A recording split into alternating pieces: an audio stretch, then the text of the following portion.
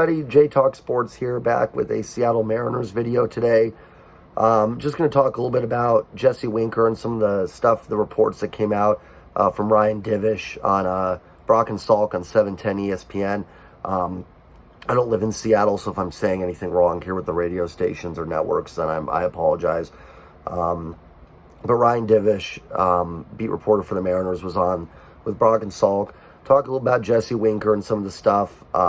Pretty much said that players were tired of his act, tired of putting up with him. Team was frustrated with him. He wasn't even with the team in the playoffs. Mariners likely told him just to go home. Talk about how Mitch Haniger and Jesse Winker, almost total opposites. Mitch is always there, putting in extra work there early, staying late, doing everything he can to be ready. Jesse Winker did not. Pretty much just showed up thinking that was enough and he would get to play.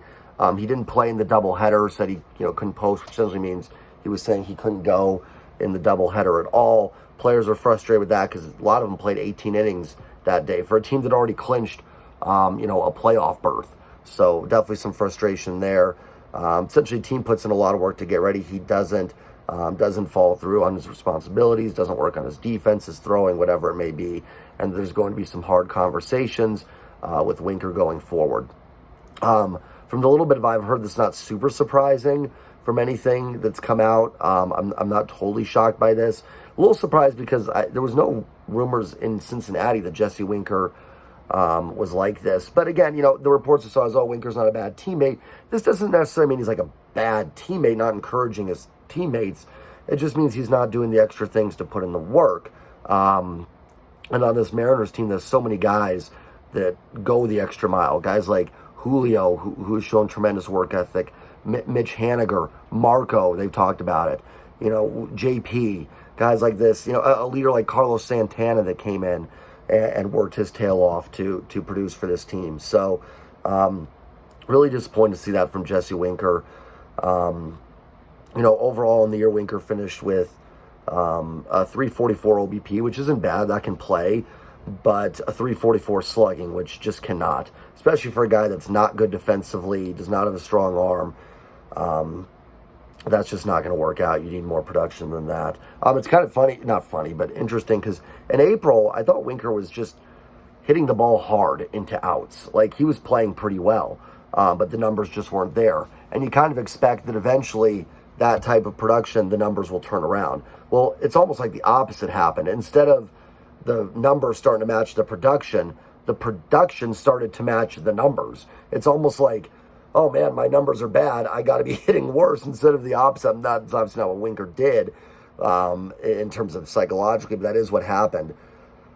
His play started to match the numbers. He just kind of started not hitting the ball hard. Everything was just rolled over to first or second. Not a lot of hard hit balls at all. I don't have the numbers in front of me, but I imagine his hard hit ball rate was fairly low this season, or it had to be well below league average. I could be wrong on that. I'd be very shocked, though, if I wasn't.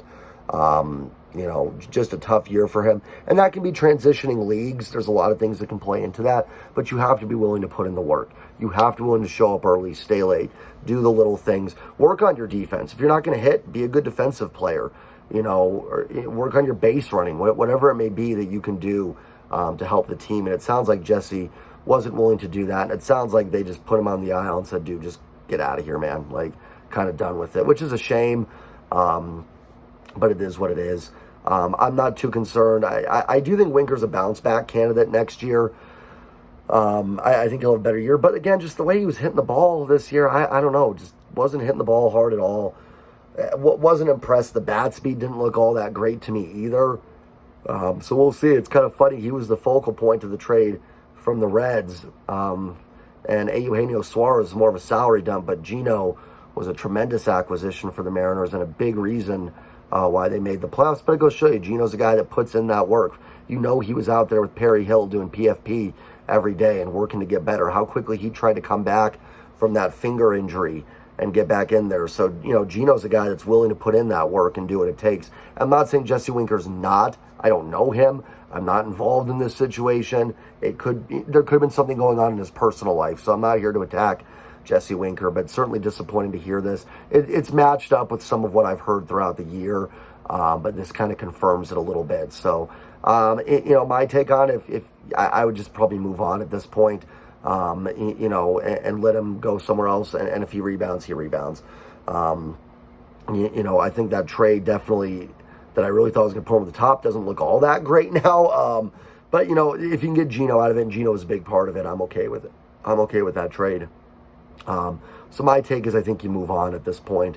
I don't try to amend that relationship. I think that can just be too hard to do sometimes. So in my opinion, I think the Mariners will move on from Jesse Winker in the offseason. It's a shame because I think he could have been a great addition, a great piece for this team. But sometimes it just doesn't work out. You have good acquisitions in that trade like Gino, Luis Castillo, and sometimes you have ones that just don't work out for you. Not wishing Jesse Winker any ill will in his future endeavors or anything like that, but it just is what it is. So I think it's time to move on. We'll have some more videos coming up. Thanks again. Please like, comment, subscribe. Helps me out a lot. My next goal for subscribers is to get to 100. It's kind of where I'm trying to get to next. So hope you enjoy the content. Like I said, please share it, like, subscribe, whatever you need to do. It just helps me out tremendously. And I will see you guys later. Thank you.